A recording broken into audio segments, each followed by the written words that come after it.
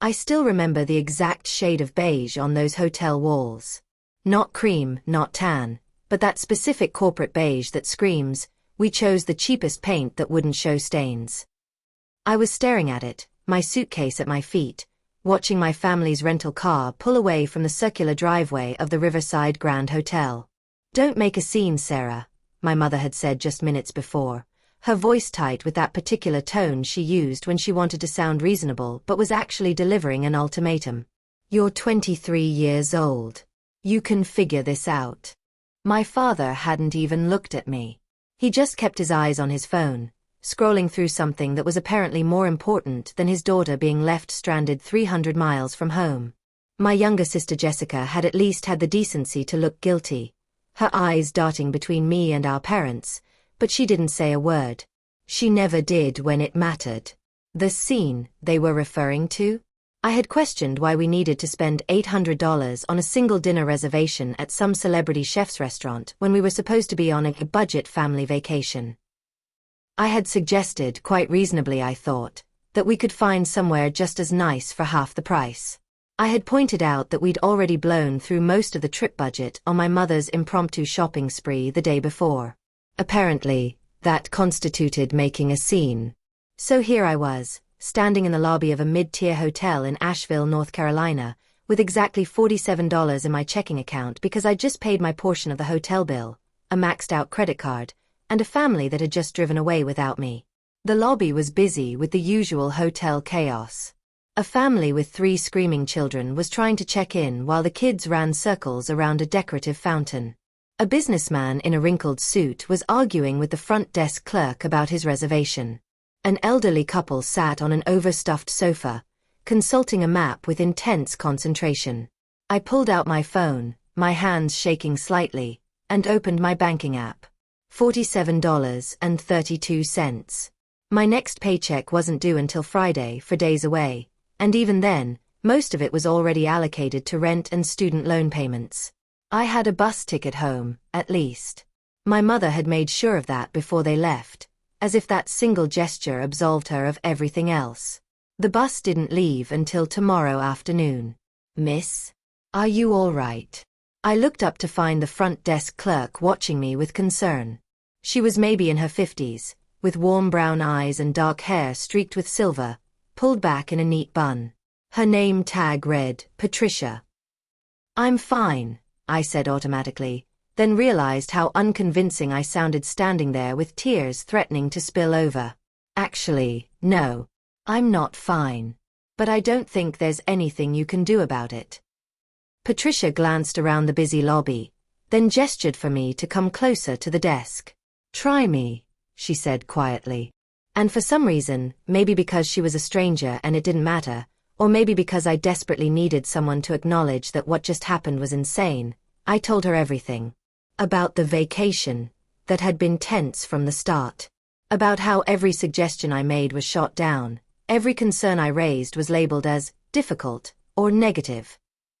About the fight last night when I'd finally snapped and told my mother that her constant criticism was exhausting. About waking up this morning to find them packing the car, and being informed that I could find my own way home if I was going to be so unpleasant. Patricia listened without interrupting, her expression growing progressively more incredulous. When I finished, she was quiet for a moment, then she shook her head slowly. "That's ridiculous," she said flatly. "I've worked in hotels for 30 years, and I've seen some family drama, but that takes the cake." She typed something into her computer, frowning. "Your room is paid through today, right?" I nodded. They at least did that. "I have until 11 a.m. tomorrow to check out."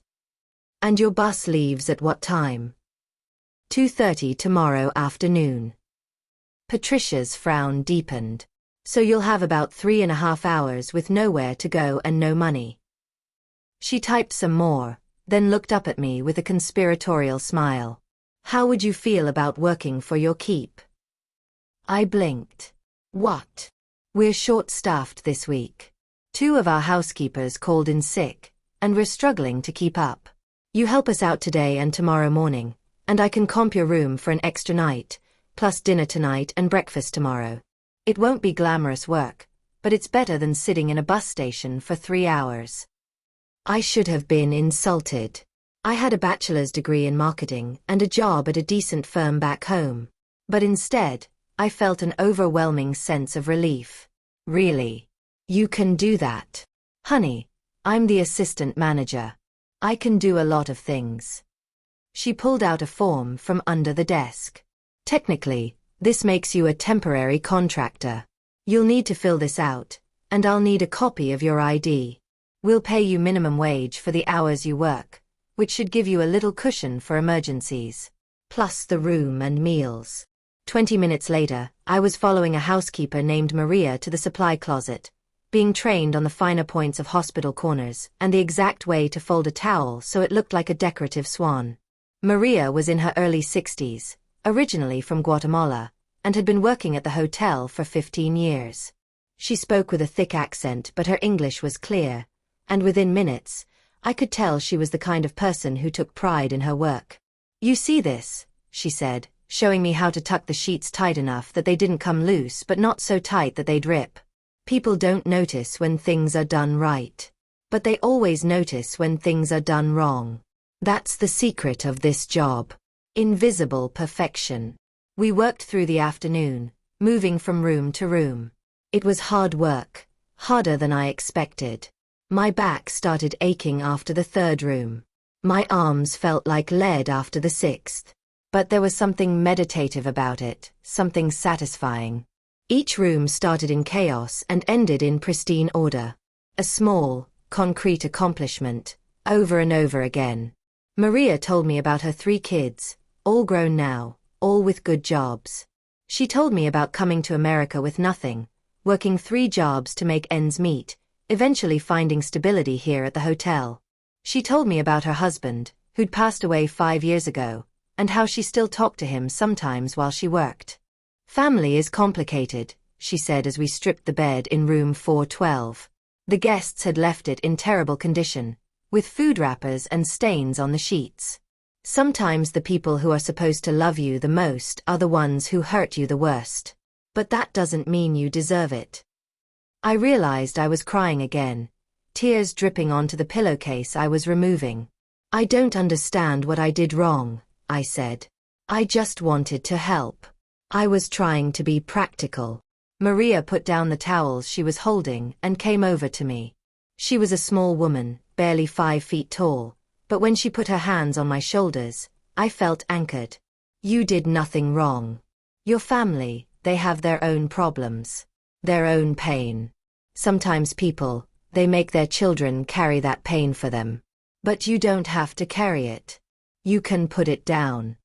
We finished our shift at 7 p.m. Patricia had arranged for me to eat in the hotel restaurant, and I sat in a corner booth with a burger and fries that tasted better than anything I'd eaten all week. My phone sat on the table, silent. No calls. No texts. Nothing from my family. I pulled up the family group chat and scrolled through the messages from the past few days. Every suggestion I'd made had been met with dismissal or passive-aggressive comments. Every attempt to contribute to planning had been ignored. I'd been so focused on trying to keep the peace, trying to be agreeable, that I hadn't noticed the pattern. This wasn't about the dinner reservation. This had been building for a while. A text came through from my sister. "Mom's really upset. You should apologize." I stared at it for a long moment. Then I typed back. "For what, exactly? For having an opinion? For trying to help? Or for not going along with being treated like garbage?" The 3 dots appeared, disappeared, appeared again. Then, "You're being dramatic." I turned my phone face down on the table and finished my burger. I wasn't being dramatic. For once in my life, I was being honest about how I felt, and that terrified them more than any scene I could have made. I woke up the next morning at 5:30 a.m. to the sound of my phone buzzing. For a moment, I thought it might be my family calling to apologize, maybe even to come pick me up. But it was just Patricia, texting to let me know that breakfast was ready whenever I wanted it, and that Maria would meet me at 6:30 to start the morning shift. The hotel's breakfast buffet was already busy with early rising travelers.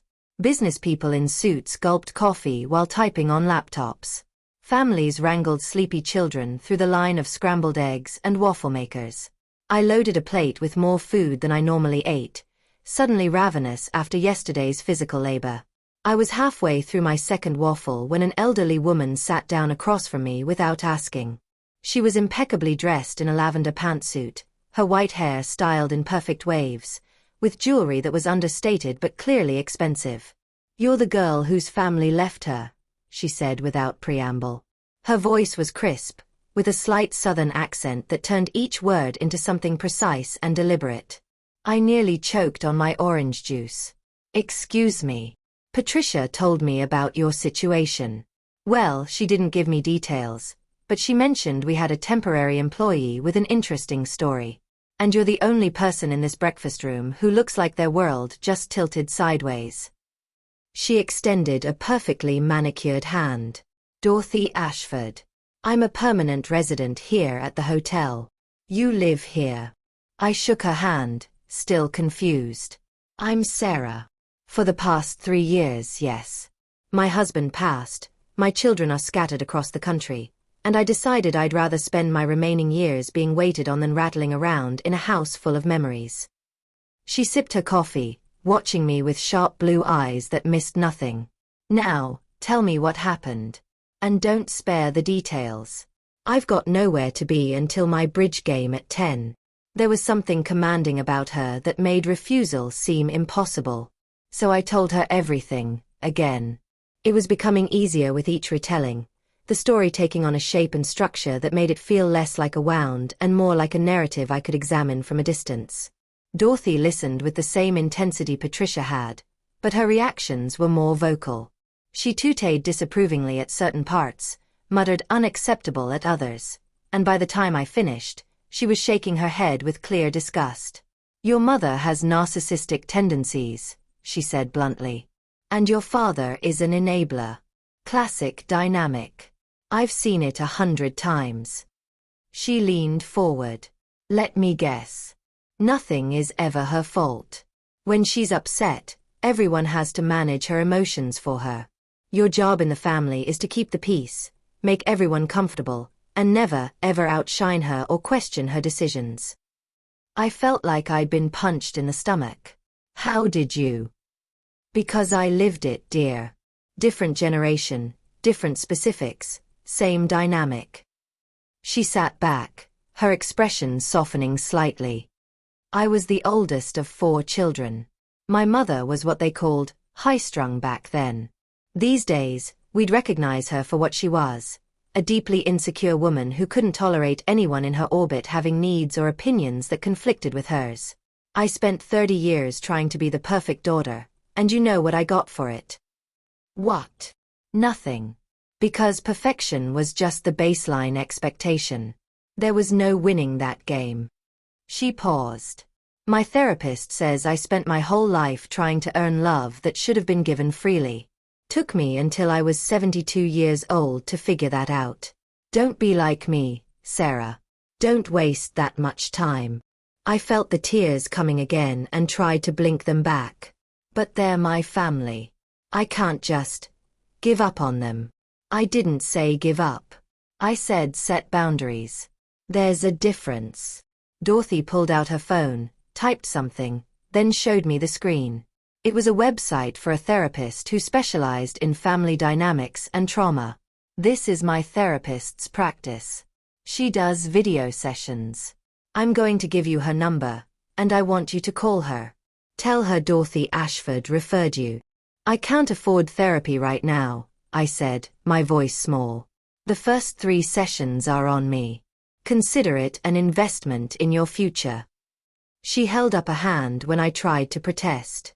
"I'm a wealthy old woman with no grandchildren and more money than I can spend. Let me do this. Please." We sat in silence for a moment, and then Dorothy asked the question I'd been dreading. "Have they tried to contact you at all?" I pulled out my phone and showed her the message from my sister. Dorothy read it, her lips pressing into a thin line. "Typical," she said, handing the phone back. "Make you the problem. Make you responsible for everyone's feelings. It's manipulation, pure and simple. She looked at me seriously. What do you want to do about it? I don't know, I admitted. Part of me wants to call and apologize just to make it go away. But another part of me is so angry I can barely see straight. Good. The anger is healthy. It means you're finally recognizing that you deserve better. Dorothy finished her coffee. My advice. Don't respond yet. Give yourself time to process. Work your shift today, take your bus home, and then decide how you want to handle this once you've had some distance.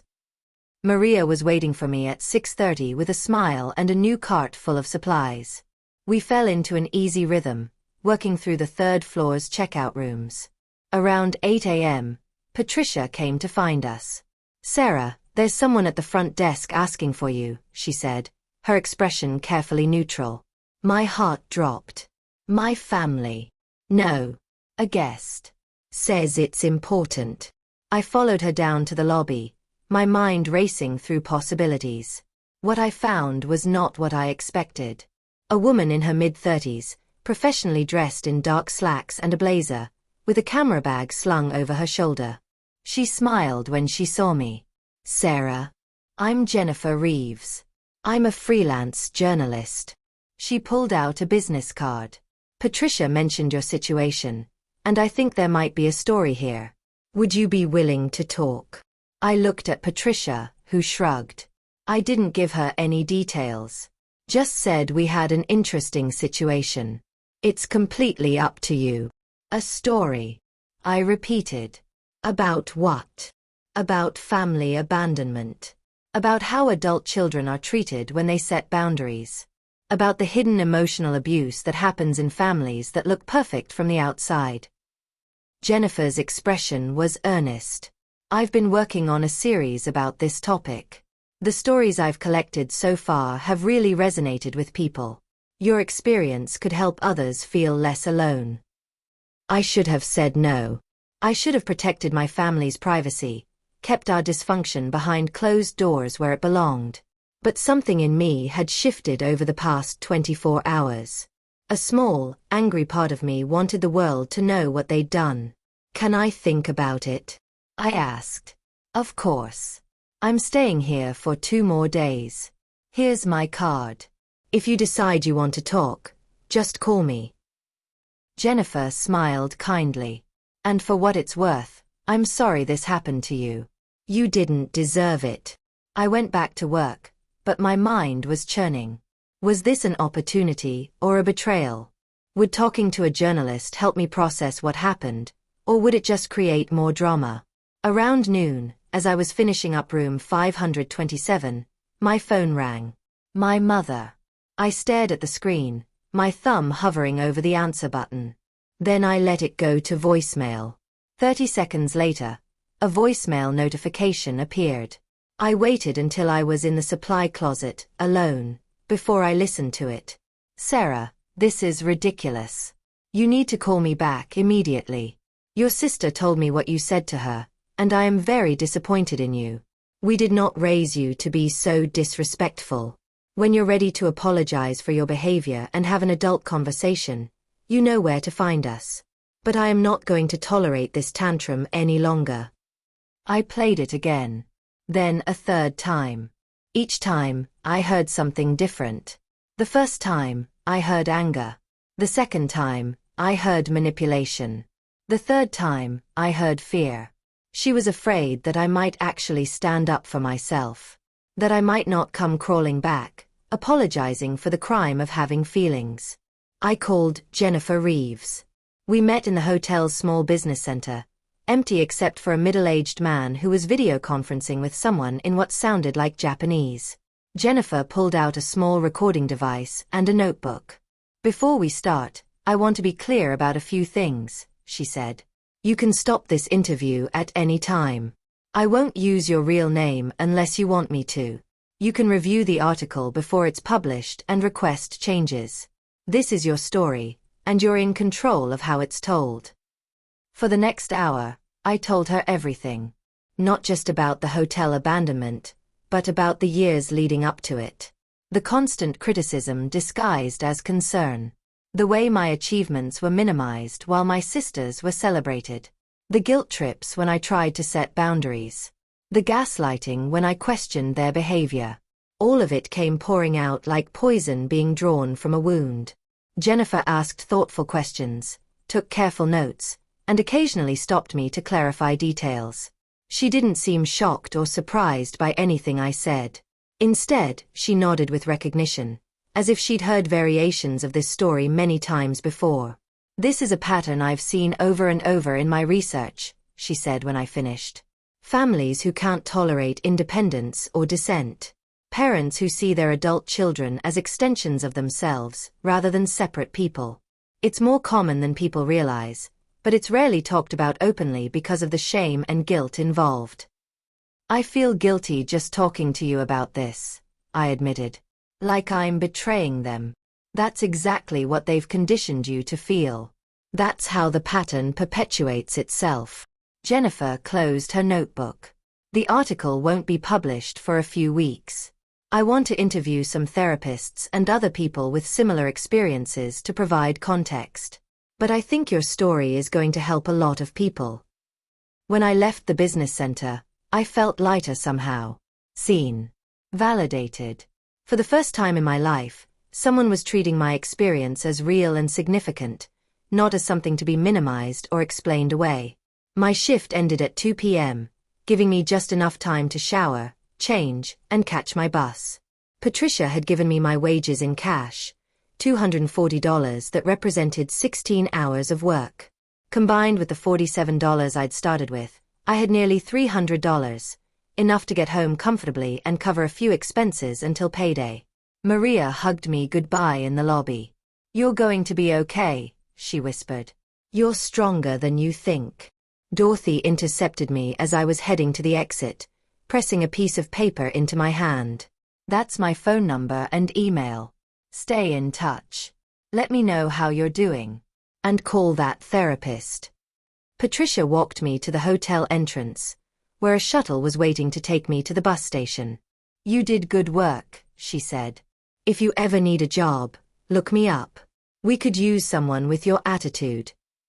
As the shuttle pulled away, I looked back at the Riverside Grand Hotel. 24 hours ago, it had been the site of my abandonment and humiliation. Now it felt like the place where something had shifted, where I'd started to see my situation clearly for the first time. The bus ride home was long and uncomfortable, but I used the time to think. I drafted and deleted a dozen text messages to my family. I scrolled through old photos of family vacations, birthday parties, graduations, looking for signs of the dysfunction I'd been too close to see. They were there, in retrospect. My mother's tight smile in photos where I was being recognized for something. My father's absent expression in pictures from my college graduation. My sister's uncomfortable body language whenever I was getting attention. How had I not seen it before? My phone buzzed with another call from my mother. Then a text from my father. "Your mother is very upset. This needs to stop." I typed back, "I agree. The way you all treated me needs to stop. I'll be open to talking when you're ready to acknowledge that what happened was not okay." I hit send before I could second-guess myself. Almost immediately, my phone started ringing again. I turned it off. I got home to my apartment at 9 p.m., exhausted but clear-headed. My roommate Emma was in the kitchen making tea, and her eyes widened when she saw me. "You're back early. I thought you weren't coming home until Thursday." I dropped my bag and sank onto the couch. Change of plans. And then I told her the whole story. Emma listened with growing outrage, occasionally interjecting with increasingly creative profanity. When I finished, she said, "You know what? I never liked your family. I always thought they were weird to you, but I figured it wasn't my place to say anything." Really? Really? Remember your birthday last year when they came to visit? Your mom spent the entire dinner talking about your sister's engagement and barely acknowledged that it was your birthday. And when you mentioned your promotion at work, your dad literally changed the subject after about 10 seconds. I remember thinking, wow, these people really don't see her. It was both validating and devastating to hear. Why didn't you say anything? Emma shrugged. Because they're your family, and I thought maybe I was reading too much into it. But honestly, I'm glad this happened.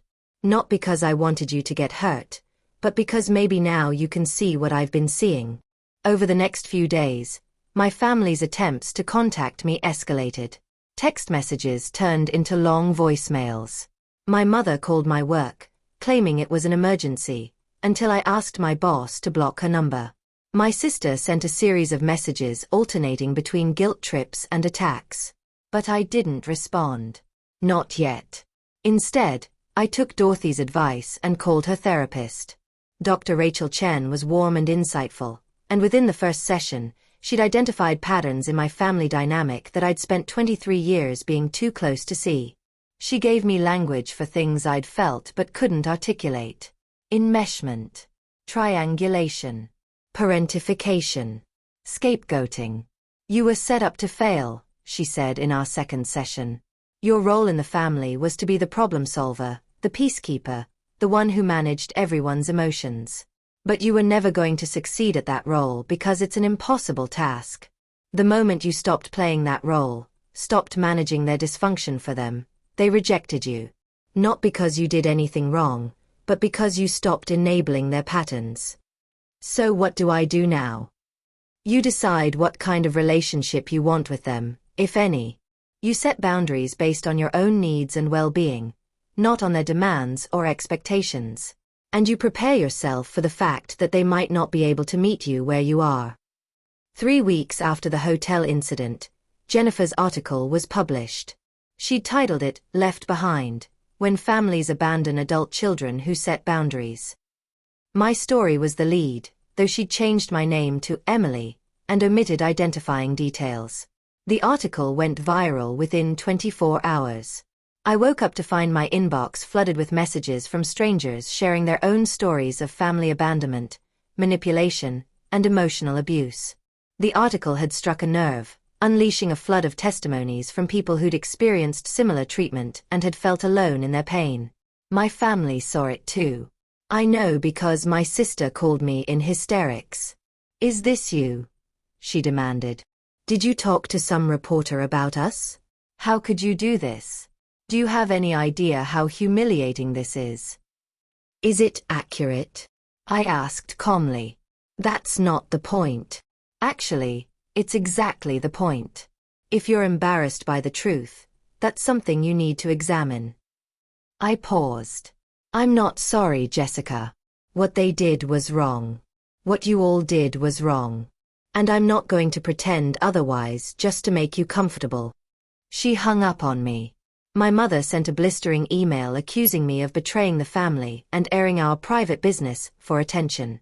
My father's message was shorter but somehow more cutting. I'm very disappointed in the person you've become. I showed them all to Dr. Chen in our next session. How does it feel to read these? She asked. It hurts, I admitted. But it also feels freeing. Like I finally got to tell the truth, and the sky didn't fall. They're angry, but their anger doesn't control me anymore. That's growth, Dr. Chen said with a smile. That's what healthy boundaries look like. 6 weeks after the hotel incident, I was starting to build a new life. I'd started attending a support group for adults from dysfunctional families. I'd made new friends who understood what I was going through. I'd gotten a raise at work after my boss noticed I seemed more confident and focused. And I'd started dating someone Emma introduced me to, a kind, emotionally intelligent man who actually listened when I talked and validated my feelings without trying to fix or dismiss them. On our third date, I told him about my family. He listened carefully, then said, "That must have been incredibly hard. I'm glad you got out of that situation." Not, "They couldn't have meant it that way." Not, "I'm sure they love you." Just straightforward validation of my experience. I cried in the restaurant bathroom for 5 minutes after that. My family's attempts to contact me had slowed to a trickle. My sister sent occasional texts, always some variation of, "Mom wants you to call her." I didn't respond. My parents sent a card for my birthday in October. Inside was a generic message and a $50 check. No acknowledgement of what had happened. No apology. Just a reset button, pretending the past months hadn't occurred. I tore up the check.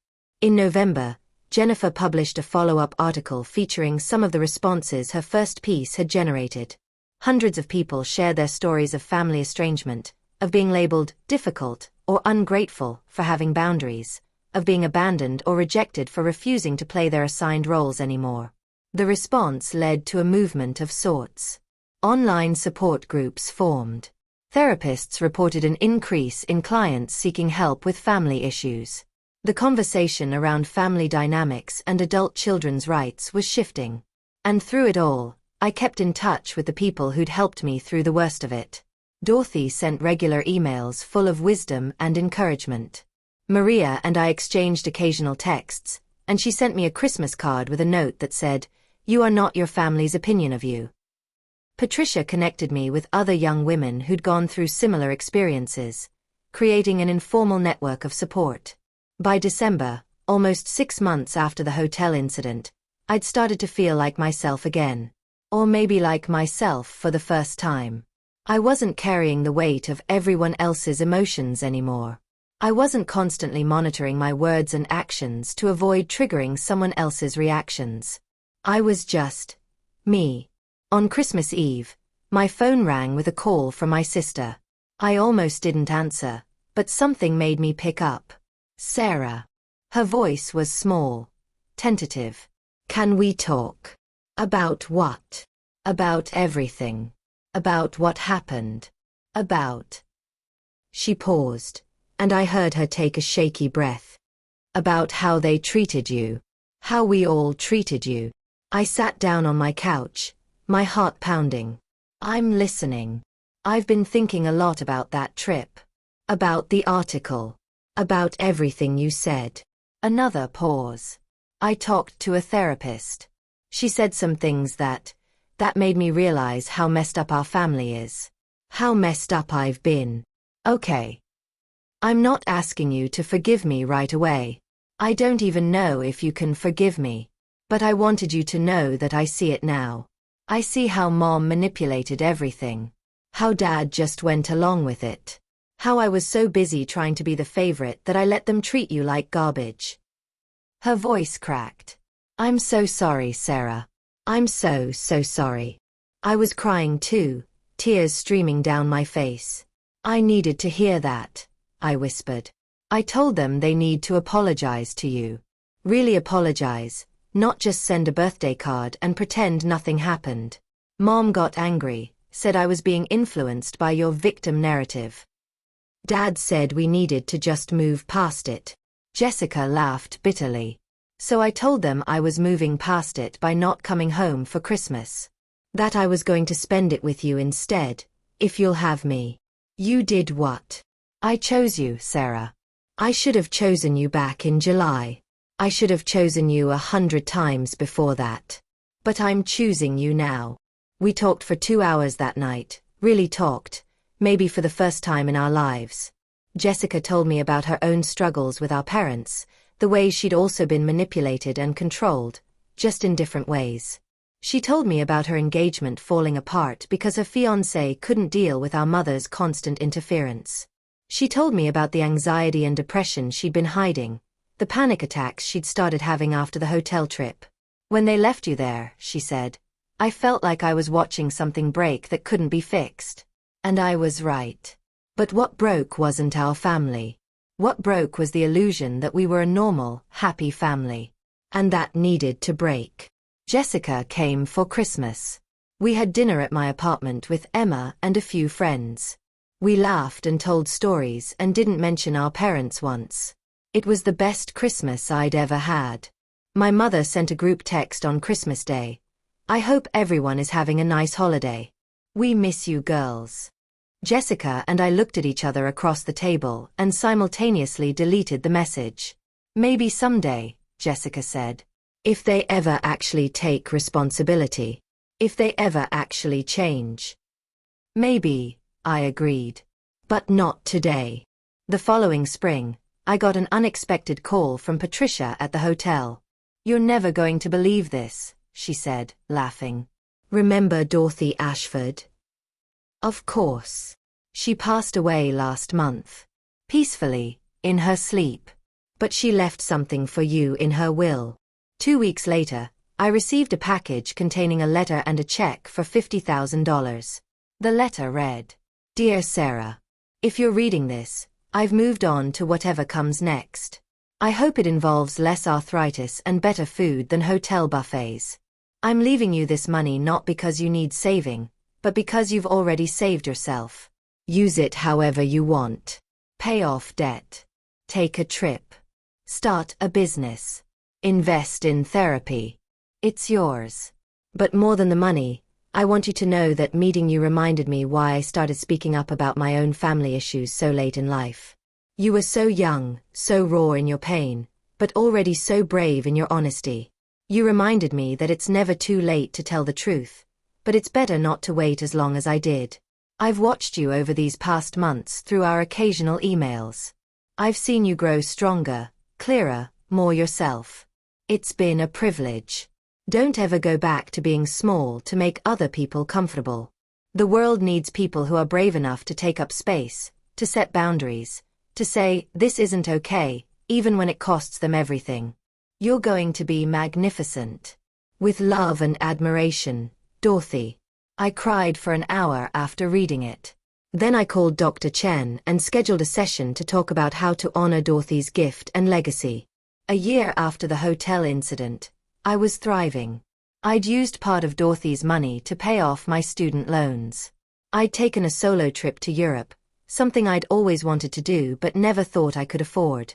I'd started volunteering with a local organization that supported young adults from dysfunctional families. And I'd started writing my own story, a memoir about family, dysfunction, healing, and the courage it takes to walk away from people you love when staying would destroy you. My parents and I hadn't spoken since Christmas. There had been no reconciliation, no tearful apology, no Hollywood ending where everyone realized their mistakes and came together in understanding. Real life wasn't like that. But Jessica and I had grown closer than we'd ever been. She'd moved to a city 2 hours away and visited regularly. She was in therapy too, working through her own trauma, building her own boundaries. We were learning together how to be sisters outside of our family's dysfunction. One evening, as I was working on my book, I got a text from a number I didn't recognize. "Hi Sarah, this is Maria from the hotel. Patricia gave me your number. I hope that's okay. I wanted you to know that I just got promoted to head housekeeper. And it's partly because of you. Watching you stand up for yourself gave me courage to stand up for myself too.